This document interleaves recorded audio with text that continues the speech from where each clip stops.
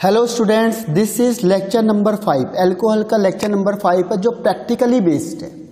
Practical के base पे आपको टेस्ट फॉर एल्कोहलिक ग्रुप, अगर आप एल्कोहल ग्रुप का टेस्ट करोगे तो हम कैसे पता चलेगा कि ये एल्कोहल है या इसमें एल्कोहलिक ग्रुप प्रेजेंट है। ठीक है, तो उसके लिए हम क्या करते हैं, देखो पहला इसमें आता है sodium metal test. Sodium metal test में क्या होता है कि आपने एल्कोहल लाया, आप उसमें सोडियम मेटल डाल दिया, तो सोडियम मेटल से क्या बनेगा, सोडियम एल्कोक्साइड और हाइड्रोजन गैस यहाँ से रिलीज होती है। हाइड्रोजन गैस कलरलेस होती तो हमें दिखेगी नहीं, लेकिन अगर आप उसके सामने क्या लाओगे, बर्निंग स्प्लिंटर लाओगे, तो क्या होगा, बर्न विथ पॉप साउंड, क्योंकि हाइड्रोजन गैस है जो पॉप साउंड से बर्न होती है, तो आपको पॉप साउंड से दिखेगा। ठीक है, तो यहाँ पे इससे आप पता लगा लो कि ये एल्कोहल है। तो ये एल्कोहल का पहला टेस्ट है सोडियम मेटल टेस्ट। तो आप सोडियम का टुकड़ा डालो उसमें और जो गैस निकलती है वो हाइड्रोजन गैस होगी, और जैसे आप उसमें बर्निंग स्प्लिंटर ले जाओगे तो पॉप साउंड से बर्न करेगा। जैसे ROH है, Na डालेंगे तो क्या होगा, RONA बनेगा, सोडियम इथॉक्साइड और हाइड्रोजन गैस रिलीज होगी। ऐसे यहाँ पे CH3OH है, सोडियम डालेंगे तो बनेगा CH3ONA और हाइड्रोजन गैस रिलीज होगी। सेकंड देखो एस्टर टेस्ट, ये हमने अल्कोहल में पढ़ा हुआ, एस्टर बनता है। जैसे ही मैंने अल्कोहल में एसिड डालेंगे, ये रिएक्शन बताई हुई है उसमें, in the presence of concentrated H2SO4, तो एस्टर बनेगा। और वाटर, तो एस्टर का फ्रूटी स्मेल होती है, प्लेसेंट स्मेल, बहुत अच्छी खुशबू आएगी, सेंट वाली खुशबू आएगी उससे, तो हमें समझ में आ जाएगा कि ये क्या है, एल्कोहल टेस्ट है। एसिड का भी यही टेस्ट है, एल्कोहल का भी यही टेस्ट है। अब आता है कन्फर्मेटरी टेस्ट, कंफर्म करने के लिए। तो कन्फर्मेटरी टेस्ट क्या होता है कि एल्कोहल्स में हमने डाला सेरिक अमोनियम नाइट्रेट, तो सेरिक अमोनियम नाइट्रेट डालेंगे और उसे सेक करेंगे बहुत अच्छी तरह से, तो पिंक या रेड कॉम्प्लेक्स बनता है। आपको दिखेगा कि पिंक या रेड कलर बन गया। अगर ये कलर आ गया तो इसका मतलब वो एल्कोहल है या उसमें एल्कोहलिक ग्रुप प्रेजेंट है। अदरवाइज क्या है, उसमें एल्कोहलिक ग्रुप प्रेजेंट नहीं है। रिएक्शन भी देख लो एक बार, रिएक्शन है ROH एल्कोहल ले लिया हमने, उसमें NH4 का होल ट्वाइस, CeNO3 का होल 6 ले लिया, तो इसमें इसकी ऑक्सीडेशन स्टेट +4 है। ठीक है, अब क्या होता है कि ये रिएक्शन करेगा और ये बनाता है ROH का होल ट्वाइस, CeNO3 का होल 4। तो ये जो कॉम्प्लेक्स बनता है इसका कलर कैसा होगा, पिंक या रेड कलर होता है। तो इससे हमें पता चल जाएगा कि इसमें अल्कोहल है। अगर ये पिंक या रेड कलर नहीं आया, इसका मतलब ये अल्कोहल नहीं है, जो ये हमने कंपाउंड लिया है ये अल्कोहल नहीं है। ठीक है, इसके बाद नेक्स्ट टेस्ट आता है acyl chloride test. Acyl chloride test, इसमें क्या होता है, देखो जैसे अभी हमने किया था एल्कोहल और उसमें एसाइल क्लोराइड डालेंगे तो क्या बनता है, एस्टर बनेगा और HCl गैस निकलती है। ये HCl गैस क्या करती है, इसके सामने हम लाएंगे NH4OH, अमोनियम हाइड्रोक्साइड, तो ये क्या बना देती है, अमोनियम क्लोराइड बना देती है विद वाइट फ्यूम्स। आपको वाइट फ्यूम्स दिखने लगेंगी। तो जैसे अगर वाइट फ्यूम्स बनती है तो आप समझ जाओगे कि ये अल्कोहल है, और अगर नहीं बनती है तो इसका मतलब ये अल्कोहल नहीं है। तो ये अल्कोहल का 4th टेस्ट है। तो ये देखो एस्टर बनता कैसे है, ROH, ये हो गया अल्कोहल। एसाइल ग्रुप मैंने आपको बताया था CH3CO group is acyl group, तो ये एसाइल क्लोराइड होगी आपके पास। ठीक है, अब रिएक्शन क्या होगी, यहाँ से H निकलेगा और यहाँ से Cl निकलेगा, तो HCl बाहर हो जाएगा और क्या बनेगा, CH3COOR, CH3COOR और HCl यहाँ से रिलीज होगा। अब HCl में आप क्या डालोगे, NH4OH। जैसे आप NH4OH डालेंगे तो क्या बनेगा, यहाँ पे NH4 अमोनियम क्लोराइड, जो वाइट फ्यूम्स जैसा दिखता है आपको। तो हम इसी से पता लगा लेते हैं कि जो कंपाउंड है वो अल्कोहल है या नहीं है। अगर वाइट फ्यूम्स बन गई तो इसका मतलब अल्कोहल है, और अगर वाइट फ्यूम्स नहीं बनी तो इसका मतलब अल्कोहल नहीं है। इसका लास्ट और मेन टेस्ट है आइडोफॉर्म टेस्ट। आइडोफॉर्म टेस्ट कौन कौन से कंपाउंड देते हैं, देखो एसिटाल्डिहाइड देते हैं, ठीक है, जितने भी मिथाइल कीटोन वाले हों सब देते हैं, और एल्कोहल देता है जिसके पास क्या होगा, CH3COH ग्रुप प्रेजेंट होगा, वो देता है। रीज़न क्या है यहाँ पे H और H, इसका रिडक्शन करोगे तो हाइड्रोजन बाहर निकल जाएगा और इससे फिर मिथाइल कीटोन बन जाता है, इससे बन जाता है CH3CO ग्रुप रिडक्शन करने के बाद। एल्कोहल का इसका रिडक्शन करेंगे हम लोग तो हाइड्रोजन निकालेंगे, रिड्यूसिंग एजेंट यूज़ करेंगे और ये बनेगा आपका मिथाइल कीटोन। अब मिथाइल कीटोन इस टेस्ट को देगा। तो जनरली हमने क्या किया, पहले एल्कोहल को लिया, इसका रिडक्शन करा दो, इसका रिडक्शन कराएंगे तो इस तरीके से बन जाएगा। जैसे हमने लिया एल्कोहल ले लिया सपोज CH3CH, सेकेंडरी एल्कोहल ले लो, ये CH3 ले लिया। अब जैसे आप इसका रिडक्शन कराओगे तो ये रिडक्शन करने के बाद कीटोन बन जाता है। आपको बताया था सेकेंडरी एल्कोहल का रिडक्शन करने पे कीटोन बनता है। तो हमें मेन ये ग्रुप चाहिए CH3CO ग्रुप।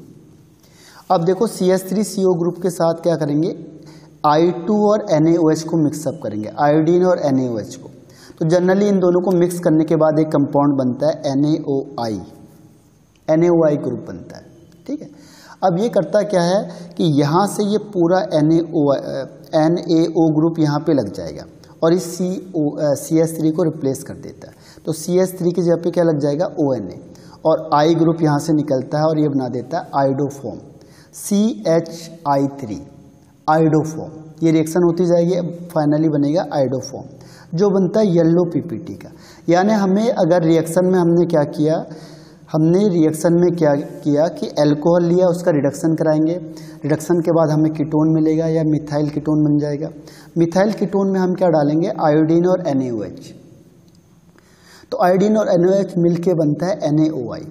इन दोनों को डालने के बाद अगर येलो PPT आ गई, येलो PPT आ गई, इसका मतलब क्या हुआ कि येलो PPT आने का मतलब क्या हुआ कि उसमें एल्कोहल है, और अगर नहीं आए तो इसका मतलब ये एल्कोहल नहीं है। एल्कोहल में कौन सा एल्कोहल बताया आपको, केवल जहाँ पे CH3COH ग्रुप होगा, बाकी सबके लिए वैलिड नहीं होता, ये केवल इसी के लिए वैलिड होगा। तो जनरली कीटोन के लिए होता है जिसमें मिथाइल कीटोन होगा या एल्डिहाइड के लिए।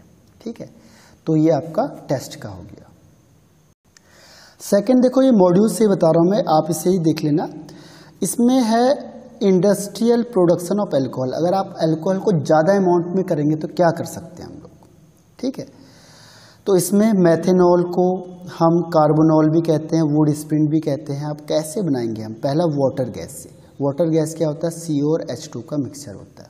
ठीक है, इसमें हाइड्रोजन गैस हमने पास आउट कराई, किसकी प्रेजेंस में, Al2O3 ZnO या CrO3 की प्रेजेंस में 200 से 300 डिग्री सेल्सियस में कराई तो मेथेनॉल फॉर्म हो जाएगा। डायरेक्ट रिएक्शन इसे याद कर सकते हो आप लोग।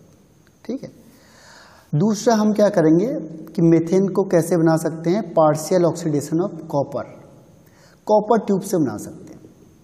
कॉपर ट्यूब में क्या किया हमने, पार्शियल ऑक्सीडेशन किया। ठीक है, किसका, मेथेनॉल का, मीथेन का अगर हम पार्शियली ऑक्सीडेशन करेंगे तो क्या बन जाता है, मेथेनॉल बन जाता है इन प्रेजेंस ऑफ कॉपर। यह मैंने आपको एल्केन वाले चैप्टर में बताया हुआ है कि एल्केन में से हम कैसे क्या बनाएंगे, एल्कोहल बनाएंगे कॉपर की प्रेजेंस में। ठीक है, फिर यह है आपका by destructive distillation of wood, इससे भी बना सकते हैं हम यहाँ से। इससे हम क्या करेंगे, देखो वुड का डिस्टिलेशन करोगे आप लोग, हीटिंग करके उसे बर्न करोगे अब्सेंस ऑफ एयर में, आयरन रिटॉर्ट की प्रेजेंस में करेंगे तो क्या होता है, डिफरेंट टाइप के हमें प्रोडक्ट्स मिलते हैं। जैसे वुड गैस मिल गई हमें, CH4N2H2CO2SO2। अब CH4 को आप यहाँ यूज़ करो, CH4 को आप यहाँ लगा के क्या कर सकते हो, मेथेनॉल वगैरह बना सकते हो। इसके बाद देखो सेकंड है इसमें प्रिपरेशन ऑफ एथेनॉल। एथेनॉल कैसे करेंगे हम, एथेनॉल का पहला इथीन का हाइड्रेशन कर दो, वाटर ऐड कर दो। तो वाटर ऐड करेंगे in presence of dilute H2SO4। तो इथीन से क्या होगा, एक H यहाँ जाएगा, OH यहाँ, एडिशन रिएक्शन होगी और क्या बन जाएगा, एथेनॉल। ठीक है, सेकंड देखो ये है formation of ethanol bye fermentation. आपने शुगर लिया, केन शुगर लिया, क्रिस्टलाइजेशन किया। ठीक है, मोलेसिस है, उसके बाद पे उसका इन्वर्टेज किया या हाइड्रोलाइसिस किया तो क्या बनेगा, इन्वर्टेड शुगर बनेगा। ठीक है, इन्वर्टेड शुगर में आपने क्या डाला, जाइमेज एंजाइम डाला तो बन जाएगा आपके पास एथेनॉल। इन्वर्टेड शुगर, मोलेस, ये कौन सी चीज़ आ गई आपके पास जनरली? जो आपने जैसे सुक्रोज का पढ़ा था, सुक्रोज इन्वर्टेड शुगर होता है। या फिर आप क्या कर सकते हो, ग्रेन, आपने कोई ग्रेन लाए बीज, उसमें स्टार्च होते हैं, स्टार्च में डाइटेज एंजाइम को यूज़ करेंगे, हाइड्रोलिसिस करेंगे तो मॉल्टेज बनता है। मॉल्टेज को फिर हाइड्रोलिसिस करेंगे तो मॉल्टेज एंजाइम यूज़ होता है, उससे बनता है ग्लूकोज, और ग्लूकोज में फिर हम जाइमेज एंजाइम को यूज़ करेंगे फर्मेंटेशन में, तो हमें बनेगा एथेनॉल। इसके अलावा देखो यह इन्वर्ट शुगर। इन्वर्ट शुगर क्या होता है? इन्वर्ट शुगर में जैसे आपको बताया था कि ये आपके पास सुक्रोज है, हाइड्रोलाइसिस करेंगे आपको तो क्या मिलेगा? ग्लूकोज और फ्रक्टोज मिलता है। तो फ्रक्टोज का जो एंगल होता है वो ज़्यादा होता है, ऑप्टिकल जो रोटेशन पावर होती है वो फ्रक्टोज की ज़्यादा होती है बजाय किसके? ग्लूकोज की। तो इसीलिए क्या होता है, ये डी फॉर्म में होता है, ये फाइनली एल फॉर्म में मिलता है आपको। तो जैसे ही एल फॉर्म में मिला फिर आपको क्या मिला? ग्लूकोज। ग्लूकोज में हम क्या डालते हैं? जाइमेज एंजाइम, और ईस्ट सेल में होता है, तो फाइनली आपको क्या बन जाएगा? एथेनॉल बन जाएगा। ठीक है, तो इसका ध्यान रखना है आपने। और आपको पता है कि जो ग्लूकोज और फ्रक्टोज होता है, ग्लूकोज में होता है एल्डिहाइड फंक्शनल ग्रुप और फ्रक्टोज में होता है कीटोन फंक्शनल ग्रुप। ऐसे ही देखो स्टार्च से हम कर सकते हैं। स्टार्च लिया हमने, हाइड्रोलाइसिस करेंगे डाइटेज एंजाइम की प्रेजेंस में, तो क्या बनता है? ग्लूकोज। स्टार्च को हमने क्या किया? हाइड्रोलाइसिस करेंगे डाइस्टेट एंजाइम की प्रेजेंस में, तो क्या बनेगा? ये बनता है सुक्रोज। सुक्रोज का हमने फिर क्या किया? माल्टोज बन गया, इसका हाइड्रोलाइसिस किया। हाइड्रोलाइसिस करेंगे, माल्टोज लेंगे तो माल्टेज के रिस्पेक्ट में हम क्या करेंगे? इसको हाइड्रोलाइज करेंगे तो ग्लूकोज बनेगा। सुक्रोज होता तो भी ग्लूकोज बनता। ठीक है, माल्टोज है, इसका हाइड्रोलाइसिस करेंगे तो ग्लूकोज बनेगा। अब ग्लूकोज को फिर क्या करो? जाइमेज एंजाइम के साथ ले जाओगे तो क्या बनेगा हमारे पास? इथाइल अल्कोहल, और CO2H2 गैस फॉर्म्ड होगी विद एनर्जी। ठीक है, तो इस तरीके से हम इसको ज़्यादा अमाउंट में बना सकते हैं। तो ये ज़्यादा इंपॉर्टेंट थे जो मैंने आपको बता दिए। तो अल्कोहल आपका एक फिनिश होता है। अब मैं स्टार्ट करता हूँ सेकंड ईथर का, और फाइनल फिर फिनॉल। Thank you.